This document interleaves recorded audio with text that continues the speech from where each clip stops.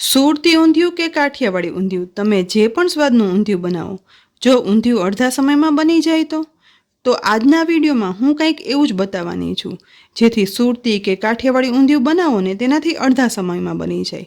તો આ રેસીપી જોઈ આજે જ બનાવી લેશો ને તો મકર સંક્રાંતિના દિવસે તમે આનો ઉપયોગ કરી ફટાફટ સ્વાદિષ્ટ સુગંધીદાર ઊંધિયું પણ બનાવી શકશો અને તહેવારની મોજ પણ માણી શકશો.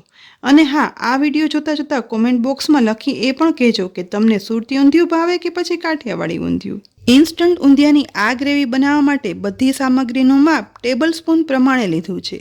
તે માપ પ્રમાણે ઊંધિયાની ગ્રેવીમાંથી 2 કિલો ઊંધિયું બનાવી શકાય છે.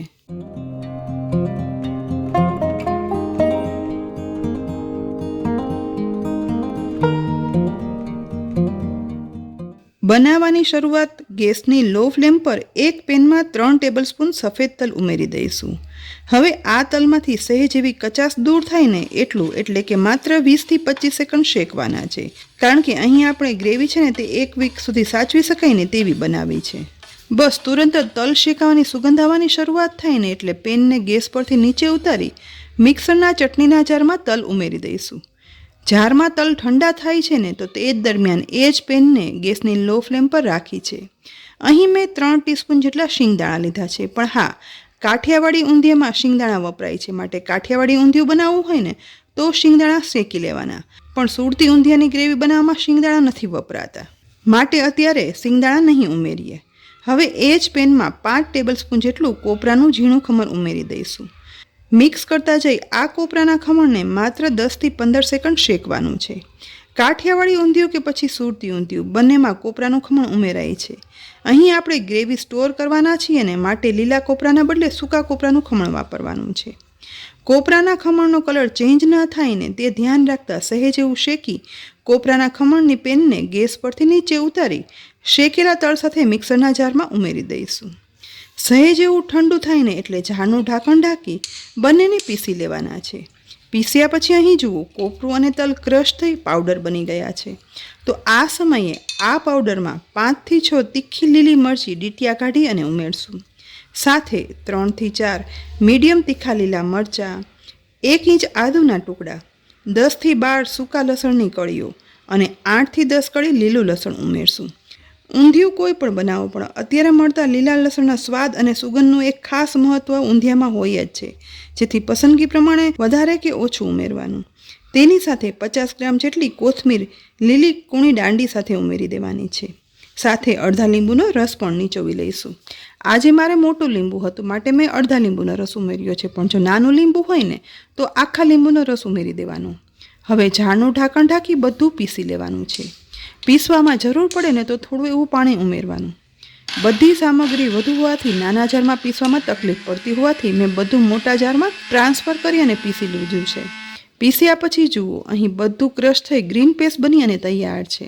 પણ આપણે તો આ પેસ્ટનો ઉપયોગ કરી અઠવાડિયું સાચવી શકાય ને તેવી ઊંધિયાની ગ્રેવી બનાવી છે, માટે ગેસની લો ફ્લેમ પર જાડા તળિયાવાળી પેનમાં 3 ટેબલસ્પૂન જેટલું શીંગતેલ ગરમ કરવા માટે ઉમેરશું, કારણ કે ઊંધિયું હંમેશા શીંગતેલમાં સ્વાદિષ્ટ બને છે. ગરમ થતા તેલમાં 1/4 ટેબલસ્પૂન હિંગ ઉમેરશું. સાથે સાથે બનાવેલી આદુ, મરચાં, કોથમીર, લસણ, કોપરા અને તલની ગ્રીન પેસ્ટ છે ને તે ગરમ તેલમાં ઉમેરી દેવાની છે. જારમાં અડધો કપ જેટલું પાણી ઉમેરી તે પણ પેનમાં ઉમેરી દેવાનું છે.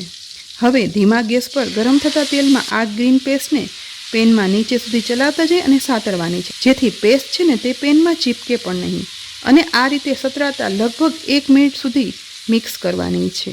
1 મિનિટ જેવો સમય થાય ને ત્યારે આ પેસ્ટમાંથી તીખા મરચાં, લસણ સતરાવાની અને સાથે કોપરા શેકાવાની એકદમ સરસ સુગંધ આવવા લાગે છે.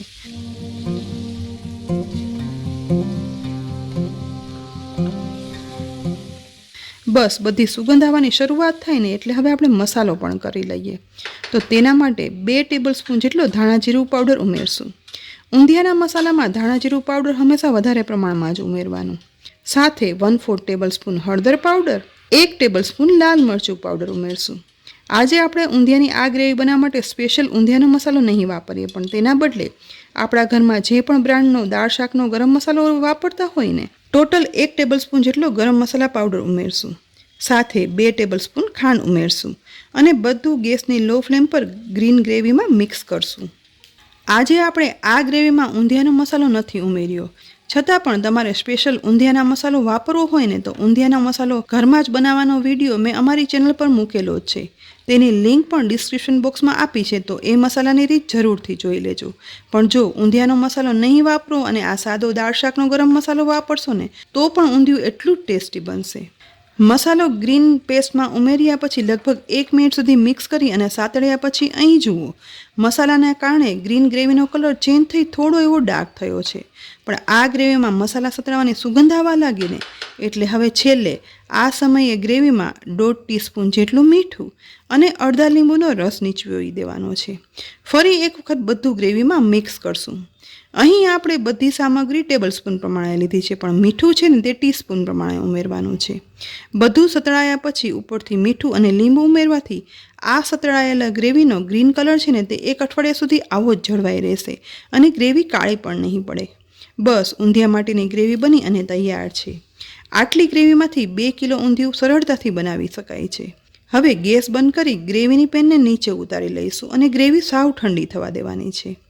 લગભગ 15 થી 20 મિનિટમાં જ બનેલી ઊંધિયાની ગ્રેવી સાવ ઠંડી થઈ જાય ને એટલે કોઈ પણ ચોખ્ખું અને કોરું એરટાઇટ બોક્સ અથવા કન્ટેનરમાં આ ગ્રેવી ભરી અને ફ્રીઝમાં રાખી દેવાની છે.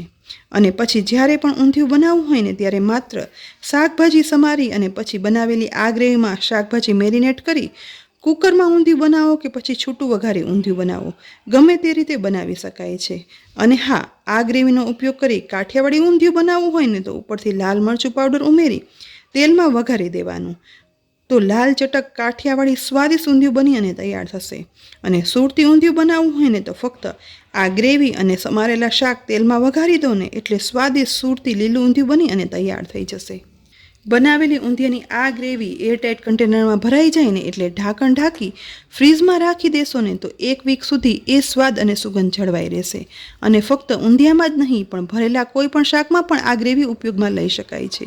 તો ફ્રેન્ડ્સ, મકર સંક્રાંતિના દિવસે ઊંધિયું પણ બનાવવું હોય અને પતંગની મોજ પણ માણવી હોય ને તો ઊંધિયાની આ ઇન્સ્ટન્ટ ગ્રેવી આજે જ બનાવી અને રાખી દેજો. અને પછી જ્યારે જોઈએ ને ત્યારે આ ગ્રેવીનો ઉપયોગ કરી ફટાફટ ઊંધિયું બનાવી લો.